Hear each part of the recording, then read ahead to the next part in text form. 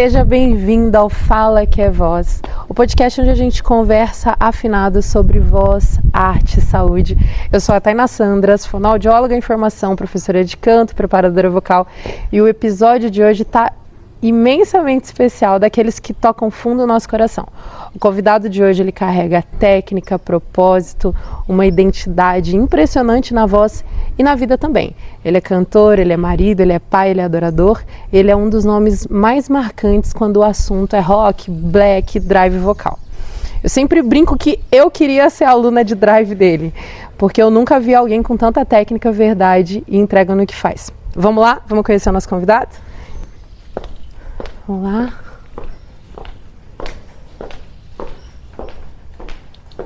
Vamos tocar. Será que ele tá aqui? Oi, Gladi! E aí, tudo bom? Bom dia! Tudo bem? Beleza. Obrigada por nos receber aqui. Poxa, prazer. Vamos lá? Pode entrar. Vamos lá. E hoje a nossa conversa é com o Gladi. Conheço o Gladi há alguns anos, né? Ele é daqui de Ribeirão Preto, mas eu conheci quando ele estava em São Carlos, né? A gente ia na Igreja do Nazareno. Bem-vindo. Obrigada pela honra. Vocês são bem-vindos aqui, um prazer estar com vocês. Obrigado aí pela oportunidade. Glória a Deus.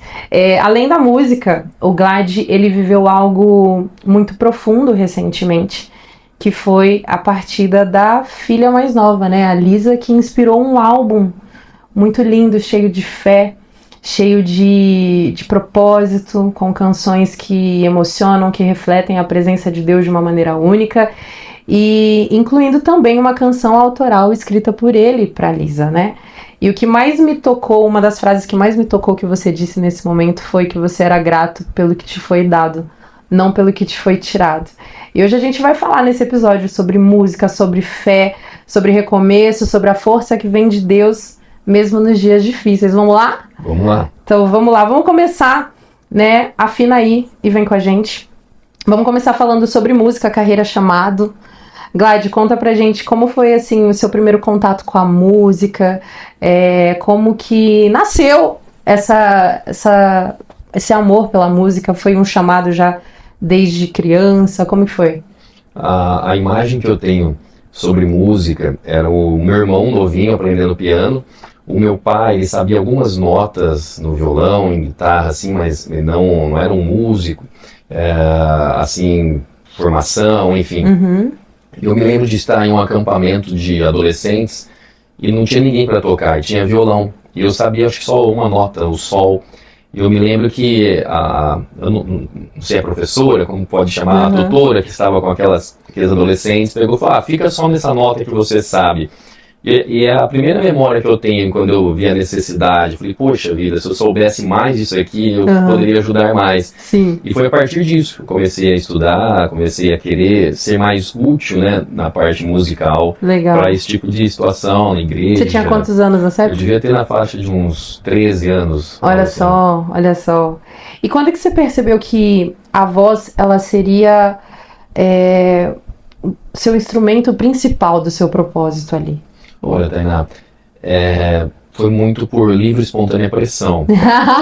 Boa. Meu pai, ele tinha um grupo de evangelismo. Esse bairro aqui, onde eu moro, ele é um bairro, querendo ou não, um pouco recente a nível de história da cidade. Então deve ter, 15 anos, 20 anos, algo assim. Uhum. E o meu pai, ele começou um trabalho num bairro próximo aqui de evangelismo. Sim. E isso, eu sabia já algumas notas no violão nessa época, e começou a ter a necessidade de ter voz. Uhum. Então, tinha um grupo de estudo na garagem onde a gente morava, do outro lado da cidade. Então, poxa, legal, você toca, mas se você pudesse ajudar a gente cantando. Então começou, eu me lembro, eu sou década de 80, então talvez quem vai estar nos assistindo vai se identificar. Mas eu tinha um gravador de fita, pra quem não sabe, a gente tem que contextualizar quem está nos assistindo, né? Sim. A fita era como se fosse um pendrive da era anterior, né? Então, e nesse gravador eu comecei, foi meu primeiro professor, foi o próprio ouvido, que eu falei, poxa, se eu vou cantar, eu vou tentar ver se eu consigo fazer. Sim. Quando eu comecei a gravar e tocar e cantar, eu falei, poxa, não é pra mim. Nossa, não serve. De início. Eu não sirvo pra cantar. Não, tenta fazer, você consegue fazer afinado. Então eu comecei a ter o que chamam, né, de imperícia ali, de gravar, ouvir, poxa, se eu jogar a voz mais pra cá, esse tom não tá legal. Porque eu sempre fui muito autocrítico. Sim. Então, a partir do momento que aquilo começou a fazer sentido, foi quando, de fato, comecei a cantar. E eu acho que tem poucos cantores. Então, a necessidade, você chegava em um acampamento de jovens, né, de igrejas, assim, tinha, sei lá, 7 pessoas que tocavam violão e um que cantava. Sim. E quando esse um não podia, né, aí então, tinha que ter mais gente, então né? eu comecei a tentar me especializar para tentar sempre ser útil na onde eu estava. Então, foi assim que eu começo a cantar, as pessoas começam a ter essa percepção, poxa, né, você canta bem, mas ninguém via esse bastidor, né, da gravação, de ficar ali horas, poxa, mas isso dos tá estudos, ruim. né, porque as pessoas veem muita performance. Exato. Mas não vê o quanto a gente estuda para fazer aquilo, né? Quer matar uma pessoa que é esforçada, assim, estuda, a pessoa diz, poxa, olha que bênção, nasceu com o dom. Tem uns que são, né? A gente sabe que o dom ajuda, mas a maioria tem que vir de esforço. O dom sozinho não faz nada. Não faz. Né? Não desenvolve habilidade. Então, né? tem que ter suor. Com certeza. E eu sei que você já deu aula de canto também. E você pensa em retomar esse trabalho? Como que tá esse projeto aí? Olha, foi uma experiência muito bacana. Eu acho que eu tive 3 turmas, foram 3 anos consecutivos, assim, e eu gostei muito, só que volto novamente àquela situação de querer fazer muito bem feito. E o meu tempo costuma ser um pouquinho escasso. Sim. Quando eu comecei a perceber que eu não estava talvez dando a atenção que eu gostaria, aí eu preferi parar. Sim. Então eu fiz a última turma, já faz alguns anos, então assim, eu não me vejo ainda com possibilidade de retomar. Então eu costumo indicar pessoas. Sim. Algumas pessoas me procuram, poxa, queria dar aula de canto, olha, eu vou te indicar aqui 3 perfis, você pode... Então foi a forma que eu tenho respondido para quem pergunta se eu dou aula. O pessoal queria, né? Eu mesma falei, gente, eu queria fazer aula de drive glide, porque, pelo amor de Deus. Não, mas eu te indico uns caras melhores que eu. A gente vai falar sobre isso também. E você já teve algumas experiências musicais fora do país, né? Na Alemanha, na Inglaterra, na África. Como que essas viagens, elas moldaram a sua musicalidade? Quando surge o primeiro convite, eu percebo que há uma necessidade, porque meu primeiro convite foi em 2010 para a Alemanha. Então você imagina só, a nível de Europa, as pessoas olharem para o Brasil. E para quem já teve essa experiência, né, transcultural, se assim a gente pode dizer, sabe que o Brasil ele é visto como algo mais selvagem, algo não tão evoluído. Sim. Hoje, com a questão de globalização, a internet, é mais fácil. Mas em 2010, a gente está falando de só para contextualizar, hoje está no iPhone 17, né, se eu não me engano.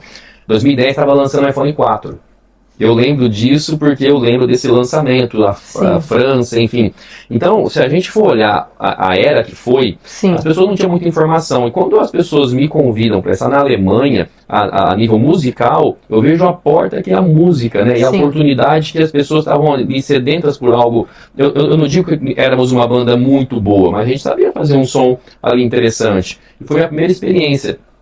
Quando eu chego na Alemanha, eu me deparo com uma infraestrutura que eu não conhecia. A questão que a gente hoje é comum de regular retorno pelo tablet, pelo iPhone, em 2010, na era do iPhone 4, tinha isso na Alemanha. Mas aqui não tinha, não tinha. Eu me lembro que a primeira mesa assim, que a gente conseguiu fazer era uma Mackie DL1608, foram 2, 3 anos depois. Meu Deus. Então, assim, a experiência de eu chegar lá, com a força de vontade, tentando aperfeiçoar o talento, e quando eu me deparo com uma infraestrutura que a gente tinha aqui tão defasada, respondendo a tua pergunta, foi um abrir de olhos para mim, começar a olhar isso com mais atenção. E cada país você teve também outras experiências que foram englobando ainda mais, né? Foram incrementando. Foram moldando não só a questão musical, como a infraestrutura que eu comentei, mas também percepções diversas, como por exemplo, o aperfeiçoamento do idioma, abrir os olhos para essa questão cultural de entender que, um exemplo disso,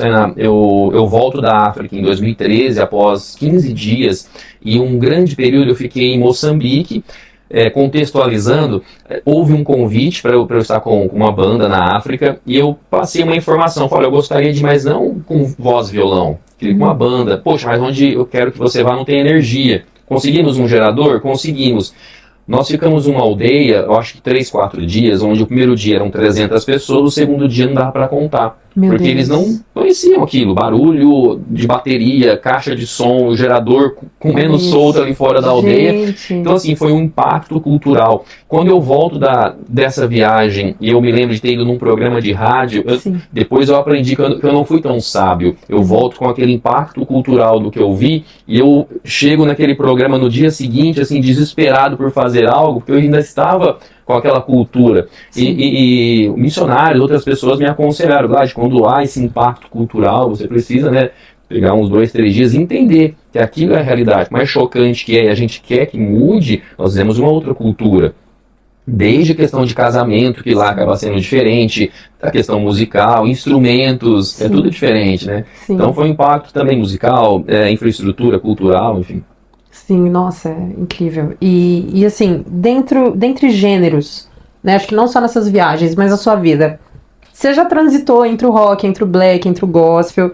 Como que foi encontrar a sua identidade vocal desses estilos que são marcantes, né? A gente sabe que são os mais marcantes aí. Eu me lembro quando um amigo veio dos Estados Unidos, ele trouxe para mim uma fita, né? Novamente, a fita cassete, revelando a idade do Petra. E quando eu ouço aquela fita em inglês, era um country rock. Então eu costumo dizer, eu gosto muito do rock, mas o que eu mais amo ouvir e fazer é um country rock, a parte mais do violão. Eu tive, né, a oportunidade, inclusive, de honrar, né, a memória da Lisa com a parte do violino, um amigo que veio tocando, de São Carlos, inclusive, o Lucas. Então, assim, acaba sendo a identidade do que eu mais gosto de fazer. Mas desde criança eu acabo ouvindo e gostando, né? Só que eu acho que pela necessidade, também porque eu gosto de não ter tantas bandas de rock atualmente, né? Sim. Então acaba sendo a maior demanda do que eu acabo servindo, vamos dizer assim, as igrejas. Sim. Você já abriu para algumas bandas, né? Sim. Quer falar sobre pra gente? Sempre foi uma experiência, porque assim, a nível cultural, no Brasil, a gente não vê uma questão muito de legado de bandas, sabe? Uma pessoa com a gente, eu acabo tendo algumas leituras onde você vê a questão pastoral, questão missionária, evangelistas, há muito uma questão de legado enraizado nisso, né? Então, ou seja, a gente vê Elias, Eliseu, biblicamente, mas na parte musical, Bíblias, a parte musical, assim, a gente não vê muito essa questão de legado. Então a oportunidade de você abrir para uma banda de muita expressão a nível nacional, eu acredito que isso acaba sendo uma única oportunidade de você ter um pouquinho de legado, um pouco de mesa com essas pessoas, um pouco de conversa. Poxa, o que você usa? Por que você usa o microfone assim? Qual que é a equalização, sabe? De ser um pouquinho chato, mas é um pouquinho de tempo que a gente tem para tentar ter um pouquinho desse legado. Sim. Então a abertura para bandas assim de autoexpressão, seja aqui no Brasil ou fora, sempre foi para mim um aprendizado. Claro, com muito jeito, para não ser tão chato, mas pegar informação. Poxa, qual fone até para criar ali um ambiente de mesa legal que você sabe que pode se repetir, né? Sim, mas é muito difícil. É muito difícil, porque pensa comigo, né, você também tá nessa parte musical, mas eu entendo um pouco eles, onde a questão de abertura para esse tipo de banda mexe em toda a infraestrutura. Sim. Então, a nível profissional, como não é cultural essa questão de legado, para as bandas de expressão, né, nacional, é difícil colocar uma banda para abertura. Imagina só, o técnico passou todo o som, a bateria está toda passada, aí vai vir uma banda que você não sabe se toca bem, se toca mal, vai mexer em coisa, pode quebrar algo. Então, assim, a gente entende esse lado. Então, aqueles 10 minutos, né, camarim ou quarto, que você tá ali dividindo com essa pessoa, eu sempre considerei muito precioso. As oportunidades que eu tive era mais de observação, de aprender, de olhar detalhe, e me ajudou, assim, sempre demais olhar. Informações valiosíssimas, de retorno de ouvido. Olha, eu tô perdendo a minha audição, então eu sempre aconselho as pessoas a colocarem o volume tal, ou quando o fone assim, poxa, que bacana. Sabe, são coisas que a gente não teria um professor para pagar, pra falar, né? Porque é muito a vivência, né, do palco ali, da performance, que vai trazer isso, né? Sim. A gente vai pro bloco 2 falar de drive, de técnica de expressão já. E continuando ainda aqui o nosso bate-papo ainda sobre técnica vocal, sobre expressão, sobre drive, né? Como eu disse, eu conheço o Glad há alguns anos, e não só o drive, como algumas outras técnicas, são marcas muito fortes, né, de expressão na sua voz. E você já falou um pouco do que te atrai nesse tipo de técnica, mas o que você diria para quem sonha cantar com essa potência, né? Mas tem um medo de se machucar vocalmente. Nós somos professores, mas aqui eu quero, como entrevistadora, te ouvir. Tainá, a questão profissional, quando você vai cantar em alto rendimento, que é esse tipo de técnica, o acompanhamento profissional é muito, assim, aconselhável, né? Sim. Então, se a pessoa ela não quer se lesionar, e é difícil dizer sobre isso quando a pessoa ela não tem, talvez, o acesso, como talvez foi um pouco na minha época. Mas hoje, a nível de internet, a nível de Google, você tem acesso a muitos professores, assim, pessoas que poderiam auxiliar. Você tem algum fono que trabalha com você? A doutora Luísa, a Olivan, até hoje, né, eu tenho o acompanhamento com ela, a gente acabou espaçando para fazendo mais um acompanhamento de manutenção, mas ainda assim eu tenho, ela sempre me manda mensagem, eu passo para ela feedbacks, então periodicamente eu faço os meus exames, então de fato aquela mística, né, que o cantor ele tem que ser autodidata, que nasceu com isso, nasceu com o dom, infelizmente muitas pessoas só vão se atentar para esse detalhe quando precisar de uma intervenção. Quando já está com uma lesão, com alguma fissura ou com alguma patologia que podia ter sido evitada, né? Perfeito. Isso é uma coisa que, como estudante de fonoaudiologia e preparadora vocal, eu falo muito, não só para alunos como para pacientes. Tem que cuidar da voz. Exato. Se você não cuida da sua voz, não tem como você ter uma performance adequada, porque a técnica unida à performance é o que vai trazer o resultado que a gente quer no final, né? Exatamente. Não tem como. E na sua opinião, o que diferencia um cantor técnico de um cantor intencional? Eu digo que é a vitalidade, porque antes, quando eu comecei em 2010 ter esse tipo de experiência, né, transcultural, eu me lembro que em 2010, 11, eu achei até 13, eu tinha praticamente os finais de semanas comprometidos com a agenda, então eu nunca só estive na música, então eu acabei sempre sendo híbrido, né, a parte comercial convencional, finais de semana músico. Sim. Então eu me lembro que, por exemplo, se eu tinha uma agenda de sexta, sábado e domingo, a sexta-feira eu cantava muito bem, o sábado não tão bem, no domingo eu estava quase sem voz, tentando cantar só na zona de conforto. Sim.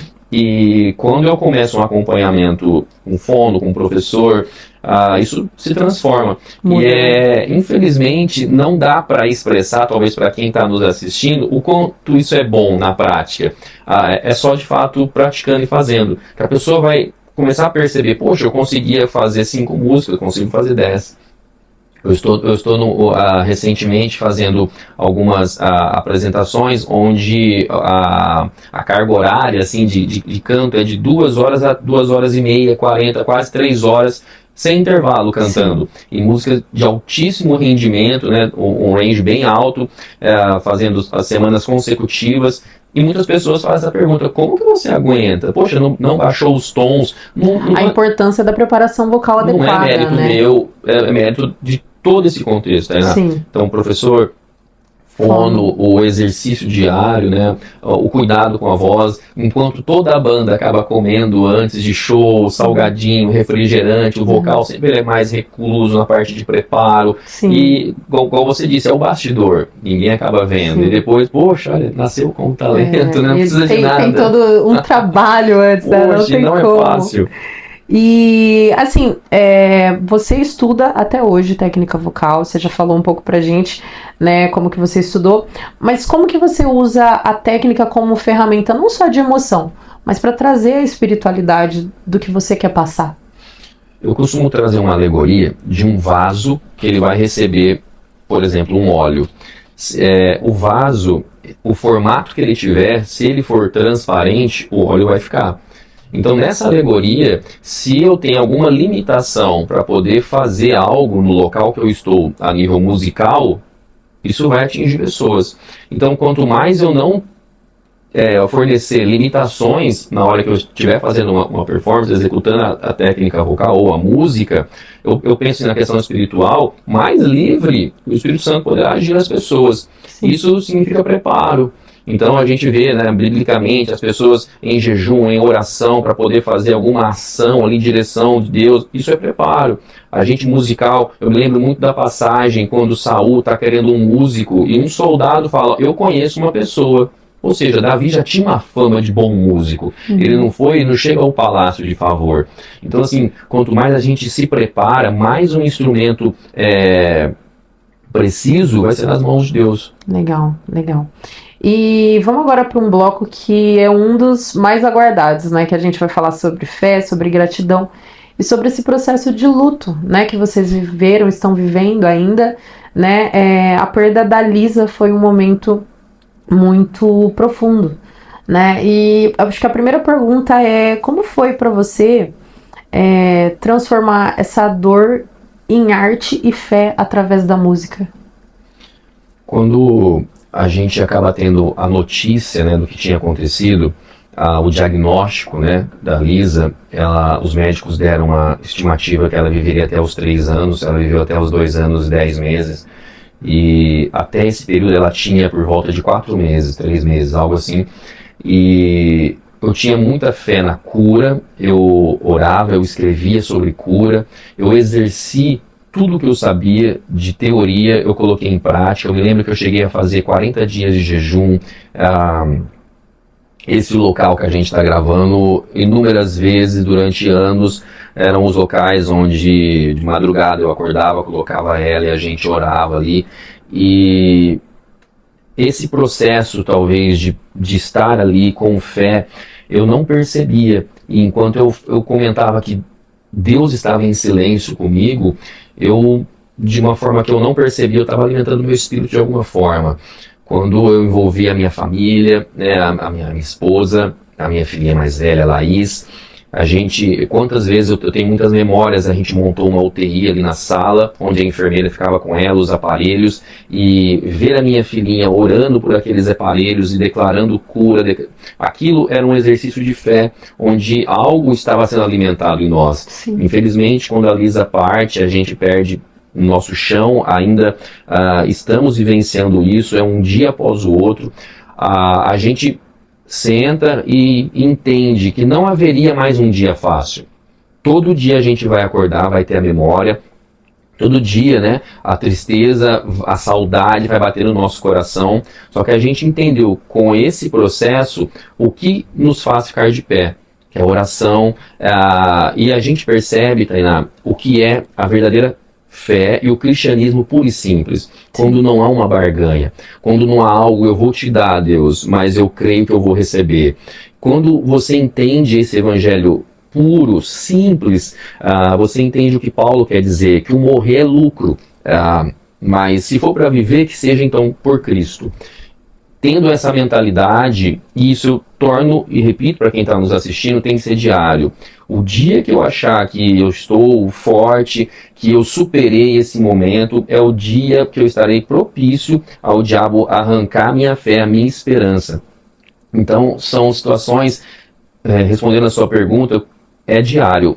Nos colocar de pé é um exercício diário, e uma paixão por Jesus diferente, talvez a maioria que está nos assistindo, não vai ter, que você ama Jesus como todos pela questão da salvação, mas quem passa por isso começa a amar Jesus pela oportunidade do reencontro. É diferente. E é só quem vivencia um luto desse porte para poder ter a dimensão disso. Eu passei por uma situação semelhante, a diferença é que o Arthur, meu primeiro filho, eu perdi no hospital, né? Não cheguei a trazê-lo para casa. E eu lembro que a hipótese, né, de quando eu entrei no hospital até perder foram 3 dias. Ali que você fica naquele... Tem a chance de salvar, tem a chance de não salvar. E a hora que o médico falou pra mim, você tem 50% de chance de manter essa gravidez ou não, eu lembro que eu fiz uma das orações que eu nunca pensei que eu faria na minha vida. Falei, Deus, o Senhor sabe que eu sempre quis ser mãe, mas eu não sei quais são os seus planos, eu só não quero sentir mais dor do que eu já esteja e continua comigo. Horas depois eu entrei em trabalho de parto e o Arthur nasceu, infelizmente, sem vida. Poxa, e eu peguei e falei assim, meu Deus, eu falo que eu lembro, né, das cenas. A gente, quando vivencia isso, a gente lembra de cenas. Ali eu ouvi o Espírito Santo claramente falando, a sua força não vem de você. Porque eu falei, como é que eu vou conseguir seguir? Depois vieram a Emily, vieram a Lana, e aí eu ficava, por muitos anos eu ainda fiquei, eu olhava elas brincando e falava, como que seria que se os 3 estivessem aqui? E por muitos e muitos anos eu não tive resposta. Até que um dia Deus falou assim, não é sobre o que você viveu, é sobre o que você faz com o que você viveu. É sobre você entender que vem de mim a força que você tem para seguir. Ali, quando eu entreguei de verdade, foi onde começou a suavizar esse processo do luto, que é difícil. Para cada um é de um jeito. E para nós que colocamos, né, fomos confiados por Deus para colocar essas crianças no mundo, a gente fala assim, gente, devolver para Deus também é muito difícil. Né? E como você disse, né, que você é grato pelo que te foi dado, não pelo que foi tirado, além da canção linda autoral que você fez para Lisa nesse processo, o que essa frase, o que a canção, o que esse álbum significa para você? Olha, ele é um exercício literalmente de fé, e por mais que eu estou repetindo essa palavra, ela tem um contexto um pouquinho diferente nessa e outras canções. São 3 canções autorais nesse álbum, onde eu estou dizendo ali por fé. Como que a minha carne vai dizer algo assim? Como que o meu racional vai dizer que eu sou grato pelo que foi dado e não pelo que foi tirado? Isso não existe um pai, uma mãe dizer algo assim a nível racional. É um exercício de fé. É quando de fato a gente entende que para agradar a Deus, a palavra diz, é necessário ter fé. Então, poxa, quando a gente faz e fala aquilo que a gente sabe que precisa ser dito a nível de fé, e não que a nossa carne, quando declaramos, e como você mesmo comentou, passou por algo semelhante, quando a gente declara algo dessa magnitude, a gente consegue perceber algo no espiritual. É como se o céu de fato começasse a fazer sentido. Como se a gente, literalmente, a gente sente o cuidado do Espírito Santo de uma maneira diferente. A gente entende que a gente não está sozinho. A gente não precisa entender, né? E eu digo também, Tainá, com relação às regiões espirituais. Sim. Porque quando nós declaramos algo assim, eu imagino, novamente uma alegoria para ilustrar, mas como se fosse 2 torcidas, né? A torcida do inferno ali dizendo isso, blasfema, cara. Não, ele vai sucumbir. E os anjos. E quando a gente declara algo por fé que não é de nós, a nossa alma sangra. Crendo no Deus que nos criou e que sabe de tudo, a né? alma sangra. Fala, como é que esse cara, como é que essa mãe está dizendo algo assim? Isso não existe, mas você diz pelo Espírito, você sente nitidamente algo na região espiritual, o inferno perdendo, sabe? O nome de Jesus sendo glorificado, é nítido isso. Então, esse tipo de canção, assim como as outras, é um exercício de fé. Sim. E eu lembro que 1 ano depois que eu perdi o Arthur, a Eichela, ela perdeu o filho no dia que eu tava saindo da maternidade com a minha filha. Poxa. E aí eu falei, gente, a música que ela escreveu, O Milagre Sou Eu, ela fala exatamente disso, né? Que a dor não mata quando Deus está presente, né? Ela demora. Eu falo que tem 10 anos que eu perdi o meu filho e até hoje dá aquela saudade, né? A gente fala, mas amém, tá com Jesus, né? Nós um dia iremos nos encontrar, né? A gente crê nessa esperança do reencontro, como você mesmo disse. Sim. Né? E eu também sei que a Lisa está, né, adorando ele face a face, né? Os nossos filhos, nós vamos vê-los um dia. Sim. Né? E eu sei que dentro desse processo, além do álbum, vocês também estão no projeto de produzir o filme do álbum, do livro, o making off, de toda a história, né? Você escreveu o diário, né? Desde o diagnóstico da Lisa, que você comentou comigo. E esse livro tem previsão de sair quando? Fala um pouquinho pra gente. Agora, tá, dia 22, né? Para quem está nos assistindo, hoje é dia 28, né, de fevereiro de 2026. Dia 22 de março vai fazer 1 ano do álbum. E é uma data muito especial porque é aniversário da Lisa. Então, para você ter uma base, ela faleceu no dia 4 de janeiro, né, do ano passado. E no dia 22 de março, quando ela faria 3 aninhos, né, ali 2 meses, vamos pensar assim, depois, a gente lança um álbum inteiro com 11 músicas. E só foi possível porque, assim, pessoas decidiram nos abraçar. Eu tenho um amigo, eu sempre cito ele porque ele foi um anjo e ainda é na minha vida, o Juninho Tamburus.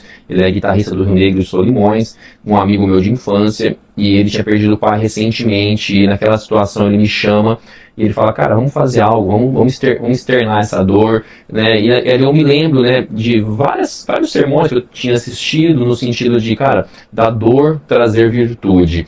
E ali, quando a dor, você sabe disso, e quem está passando por algo semelhante está nos assistindo sabe que uma dor dessa magnitude, você quer trazer propósito para isso. Então foi na onde eu gastei toda a minha energia e contei com um maluco, que é o Juninho também. Eu me lembro de sair 6 horas horário comercial, ir para o estúdio dele, a gente sair 5 da manhã para acordar depois, dormir 1 hora e ir trabalhar. E isso foi um mês inteiro. No mês de fevereiro do ano passado, depois começamos a fazer algumas captações, testes e gravamos o álbum e no dia 22, no aniversário de 3 aninhos, a gente lançou. E foi assim, muito bacana, nós lançamos junto com o álbum, o filme do álbum, né? Então ali, hoje não se diz mais DVD, mas o filme ali musical, onde no intervalo de cada música eu trazia ali um significado, uma explicação sobre aquilo, houveram os making of, até de médicos. Eu chorei o álbum inteiro, diga-se de passagem. Assim, foi muito tocante, né? E muitas pessoas se identificam, talvez, não com uma perda de uma filha, mas a perda de pais, a propósito. Eu costumo sempre dizer que dor, ela não se mede. Muitas pessoas chegam para mim, muitas mesmo dizem assim, cara, como você tem força para passar por isso, porque eu estou passando por algo tão pequeno e eu estou querendo desistir. Dor não se mede. É por isso que cada um acaba tendo, né? Cada um pega a tua cruz, né? E siga-me. Então eu sempre costumo dizer, você que está nos assistindo também, cara, não menospreze a dor, o momento que você está passando. Deus quer trabalhar em algo no teu coração nisso. Né, se infelizmente nós tivemos que passar por algo dessa magnitude, Deus tem um propósito nisso, né? Então cada um pega a tua cruz. E dia 22 agora, 1 ano do álbum, eu vou estar lançando o livro Bondade e Graça. Inicialmente esse livro ele era um diário de cura e até vou dizer rapidamente para não tomar muito tempo, quando eu vejo que não tem mais o que fazer, eu começo a perder a esperança de escrever aquele diário de cura, se chamava O Caminho do Milagre. E de fato, a Lisa foi um milagre em nossas vidas. Um amigo nitidamente tocado por Deus, ninguém sabia que eu estava escrevendo isso, acho que nem minha esposa. Ele entra em contato comigo e fala, cara, Deus quer que você escreva um livro, e se você já não está escrevendo, eu quero te ajudar. Ele já tinha escrito alguns livros. E eu falo, cara, eu não tenho força para escrever, eu entendo que Deus quer, eu entendo, mas eu não vou conseguir. E gentilmente ele diz, cara, grava no final do seu dia, nem se for um dia sim, um dia não, ou uma vez por semana, você grava um resumo, eu transcrevo isso para texto.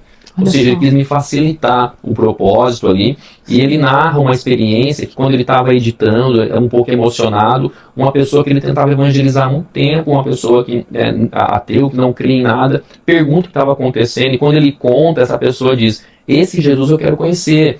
E ele vem me contar, ele sai da cidade dele para dizer, cara, eu tenho que te contar pessoalmente isso.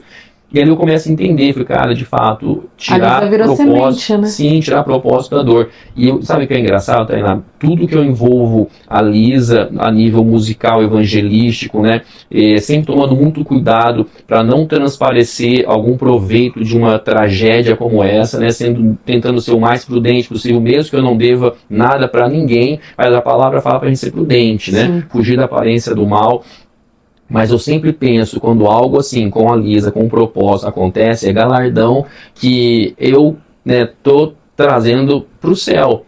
Então é como se Jesus, eu imagino, né, é uma questão teológica, mas eu imagino Jesus dizendo, poxa Lisa, mais uma pedrinha na sua coroa. Sim. Meu Deus.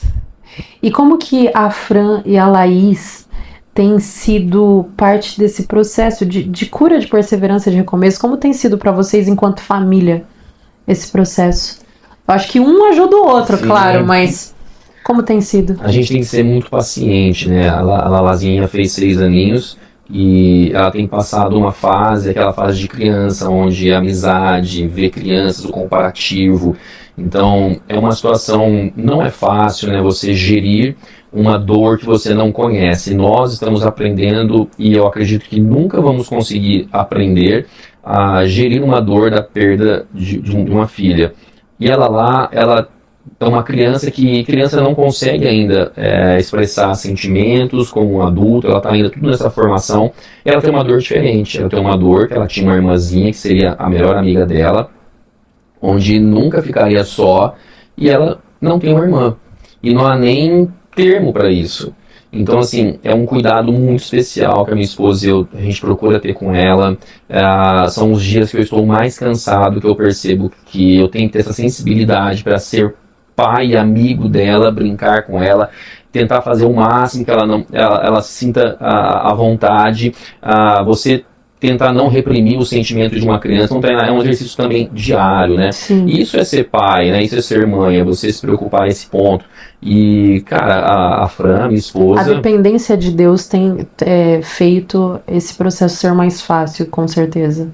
Sim, mas... assim, é fácil no sentido relativo, né? Porque a gente tenta, não só como cristão, como a gente tem que agir, Sim. mas como ser humano, como pai, Sim. né? Poxa, o que eu proporcionar para minha filha hoje, o cérebro dela está sendo impresso, moldado, isso vai gerir o caráter, a formação dela no futuro. Sim. O que eu posso fazer para essa dor ser menor? Porque vai ser inevitável, ela sempre vai crescer sabendo que ela tinha uma irmãzinha. Sim. Então a gente tenta trazer essa lucidez, você ainda tem, né? A sua irmãzinha só chegou primeiro que a gente. Então, sabe, essa questão bíblica, nosso culto doméstico, às segundas-feiras ela sempre gosta de cantar, de orar. Então a gente tenta trabalhar esse exercício de fé. Porque, treinar aí, para quem está nos assistindo, pensa no dilema que é uma criança que orou dos 3 anos até os 5 anos por cura, e na cabecinha dela a Lisa não foi curada.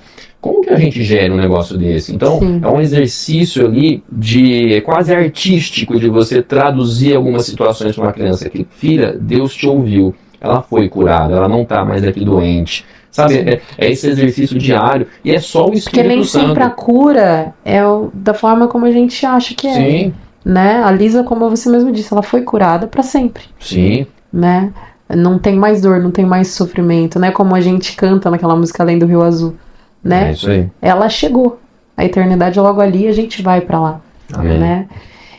E agora a gente vai falar, vamos dar uma respirada, falar um pouquinho sobre propósito, sobre projeto, sobre futuro, né?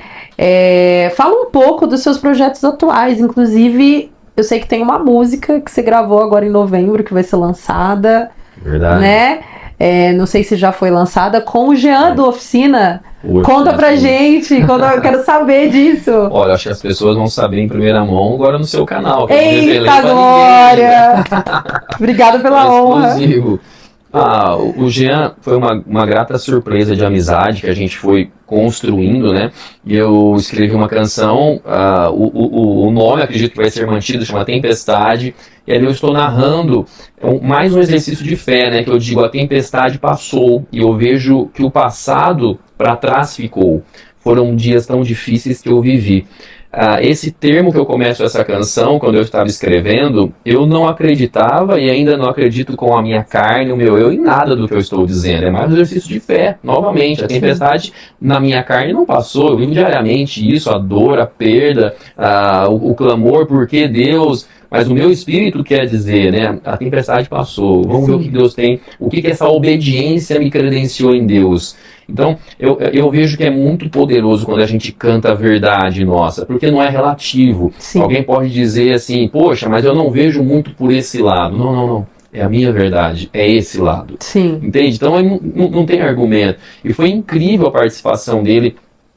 Ele tinha montado alguns arranjos e gentilmente ele passou comigo um dia todo, pessoalmente ali, refazendo, e foi, querendo dar uma oportunidade de produção, como a gente estava conversando, de legado, né?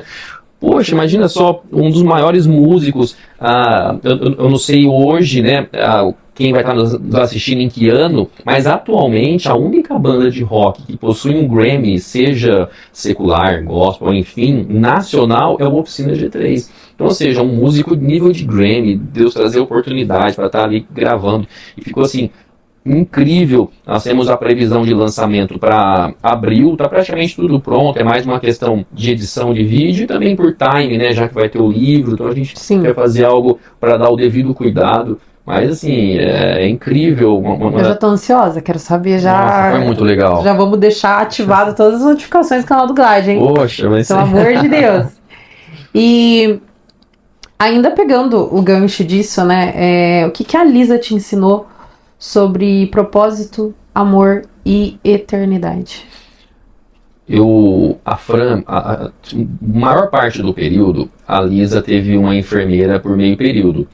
Então, assim, era o que a gente estava conseguindo na época, o convênio ajudou de alguma forma, mas muitas coisas a gente tinha que tirar de economias, enfim, então não tinha como ela ter outra enfermeira, então minha esposa acabava ficando, era um trabalho muito difícil, e as madrugadas, eu muitas vezes passei trabalhando, e eu dizia, poxa, se eu passei trabalhando, eu vou passar com a minha filha. Sim. Então, assim, há muitas madrugadas nesse período de 2 anos, quase 3 anos com a Lisa, eu me lembro que eu orava muito por cor, escrevia, então essas madrugadas serviram muito para escrever essas canções que estão no álbum, e quando começou a chegar muito próximo, a Lisa ela já se alimentava por sonda, ela já respirava com o respirador. Uma situação, eu comecei a fazer um exercício, quando você pergunta sobre a eternidade, e isso me lembra desse exercício que eu fazia de ministrar no espírito dela. Então, assim, talvez quem está nos assistindo acha isso um papo de maluco, mas eu me lembro de estar ministrando muitos dias, semanas, meses ou até anos. Eu debruçava ela no peito e eu ministrava no espírito dela dizendo, olha, Lisa, quando chegar no céu a minha voz não vai ser estranha no seu espírito, porque é o nosso espírito que vai.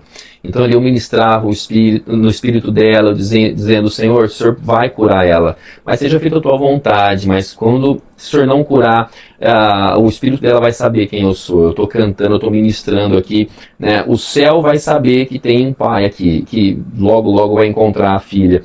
E a minha esposa, uma vez, um casal tinha passado algo semelhante, bem recente ao sepultamento dela, eles veem a gente ali chorando juntos, né, um consolando o outro, e ela diz uma frase que me marcou profundamente. Ela disse, o que me consola um pouco é que o meu DNA já passeia no céu. Cara, isso é poderoso demais. Então, assim, a Lisa, ela nos ensinou muita coisa, o legado dela nos ensina, mas algo que tem nos ajudado muito a nos manter de pé, olhar para essa questão de eternidade, é a Laís, a nossa filha mais velha. O editor do livro, quando ele vai fazer a validação, ele fala, você reparou que todo momento de tristeza, todo momento que você está narrando ali, que é diário. Então, ou seja, eu estou narrando o momento que eu estou na UTI, os aparelhos estão tocando, eu narro naquilo que acabou de falecer uma criança ao meu lado, é muito pesado. E de repente ele fala, no final quase de cada capítulo há um alívio. E a sua filha Laís, você reparou nisso? Eu falei, cara, foi a Laís foi a gota de consolo personalizada do Espírito Santo, né? Ela sempre chegava e ainda chega, né? Então, nos momentos mais difíceis, ela quer cantar. No momento mais triste, ela fala, vamos passear. Ela sempre traz. Então, assim, um aprendizado que a gente tem tido a nível, né, de presente, de eternidade, acaba sendo essa ilustração, literalmente. E a vida aqui é um ensaio para a eternidade, verdade, né? Sim. Isso é fato. E como que tem sido viver esse novo tempo agora em Ribeirão, né? Porque vocês antes tiveram uma temporada, né, em São Carlos. Como que tá esse novo tempo, tanto pessoal como espiritual, profissional? Como que tá esse novo tempo aqui de volta na sua terra? A gente acabou não tendo ainda muito o tempo de usufruir de um retorno para Ribeirão. Sim.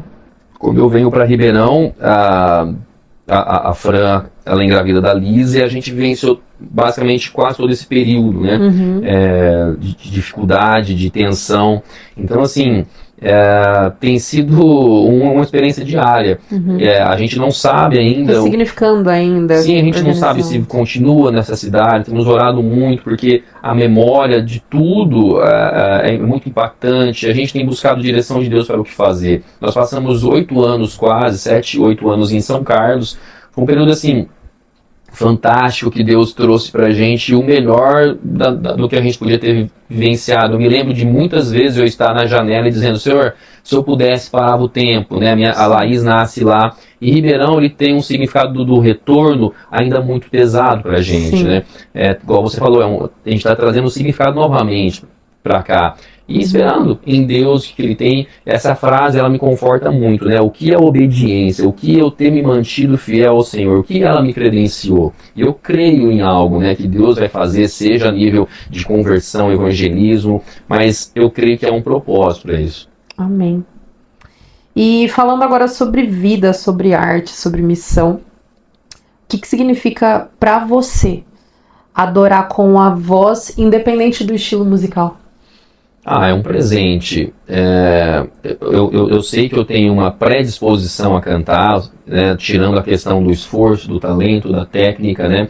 Você também, a maioria que canta, né, tem essa predisposição, mas precisa ser aperfeiçoado. Então, quando assim eu estou em um local onde eu acabo sendo um instrumento na mão de Deus para poder estar ali trazendo uma significância ou sendo usado por Deus em algo, é um presente, é um privilégio. Eu acabo fazendo também alguns casamentos, onde eu tenho esse cuidado com o repertório do que vai ser cantado, o que vai ser dito. Então, mesmo em local que não é tão litúrgico assim, né, tão eclesiástico, eu procuro sempre trazer uma experiência espiritual para aquilo, né? Trazer de fato, ser luz aonde a luz é muito fácil, né? Você está habituado, você diz os evangeliques, né? As palavras, as pessoas sabem o que é, então existem os termos da igreja onde tudo é comum, mas é um ambiente onde você precisa de fato ali trazer luz e significância espiritual, é um exercício assim. Que está se perdendo com o tempo também, a questão evangelística, né? Então é um presente quando eu tenho a oportunidade de estar ali atuando. Você usa a arte, né? E o que Deus confiou, você deixa Deus te conduzir num processo de cura, né? Não só individual, mas das pessoas, né? Eu falo que quem tem a oportunidade, falo que Deus confia certas coisas para certas pessoas. Isso é uma frase que eu sempre digo. Porque até quando eu passei também por um processo de luta, eu falei, Deus, por que comigo? Até o dia que o Espírito Santo me deu uma bronca e falou, por que não com você? Né? Não é sobre, novamente, o que você viveu, é sobre o que você vai fazer com o que você viveu. Né? E o que você diria para quem está também, às vezes, passando por um processo de dor ou um processo que não está entendendo, lembrando que a gente, eu falo que o meu exercício diário é lembrar que quem perde o controle sou eu, Deus não. Né? E o que você diria para alguém que está vivendo algum processo difícil, não só na dor, mas algum processo que não está conseguindo enxergar o propósito naquilo? Sabe uma das frases que minha esposa e eu sentíamos mais falta de ouvir, e a gente não encontrava pessoas com esse tipo de situação, era eu te entendo. Eu te entendo. E por mais que é uma frase muito simples, é uma frase que traz muito impacto, né? Quando você, quem está nos assistindo, está passando por um momento muito pesado, muito difícil, eu queria deixar essa frase com você. Eu te entendo, mas existe alguém que entende mais. E é o Espírito Santo. A palavra fala que ele é o Consolador. E quando consolar os que choram, é a especialidade do Espírito Santo, é consolar os que choram, né? Enxugar as lágrimas. Em Apocalipse, quando fala que não haverá mais choro, não haverá mais lágrima, traz muito significado para quem chora, traz muito significado para quem sente a dor, o peso, né? Então, essa é a esperança. Quando a gente olha para o céu, olha para o alvo, a gente começa a ter um propósito de continuar. Quando a gente perde a visão da cruz, é quando a gente começa a desistir e sucumbir aos problemas. Sim. E antes de finalizar e para o nosso último bloco com o Glide, eu quero que você deixe uma mensagem para as meninas, para a Fran, para a Laís, para Deus, para as pessoas. Elas sabem, né? Elas são o alicerce, o que me mantém de pé, o maior presente que Deus poderia me dar. E a gente, como família, a gente se une nesse propósito, né? De, Senhor, qual o significado, e a gente sabe que Deus tem preparado algo pra gente. Então, assim, amo vocês me inspiram, e eu tenho procurado estar mais presente na vida delas, né? O ano passado foi muito corrido, esse ano já começou também, mas é um alerta para nós pais, né? Dar essa atenção especial à nossa casa, à nossa família. Amo vocês. Eita glória. Posso pedir para você dar uma palhinha de uma das músicas do álbum? Claro. Eita glória, então vamos lá. Pegando de surpresa. Aqui. Vamos lá. Tem só que afinar o violão, tem que dar um pause rapidinho. Vai lá. Pode ir? Pode. Vamos lá.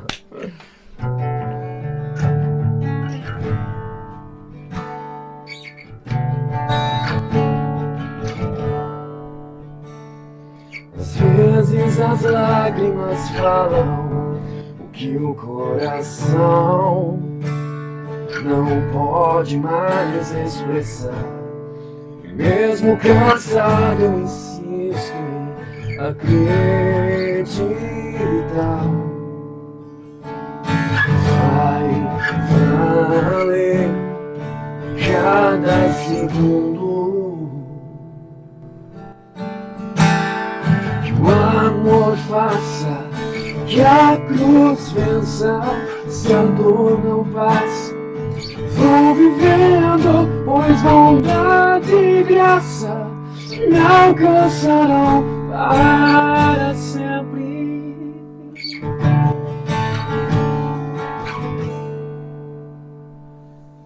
Meu Deus. Obrigada por isso, Glad. Que o Senhor prazer. te abençoe, cada vez mais te use, cada vez mais. Todos nós, prazer com vocês, valeu. Deus abençoe, mano. Valeu. Deus abençoe. E agora a gente já tá encaminhando pro final. A gente vai para um quadro que eu gosto muito, que é o Fala Que É Você. É um bate-bola rápido. Tá bom. Que eu vou fazer algumas perguntas. E você fala a primeira coisa que vir na sua cabeça. Nossa. Vamos lá. Uma voz que te inspira.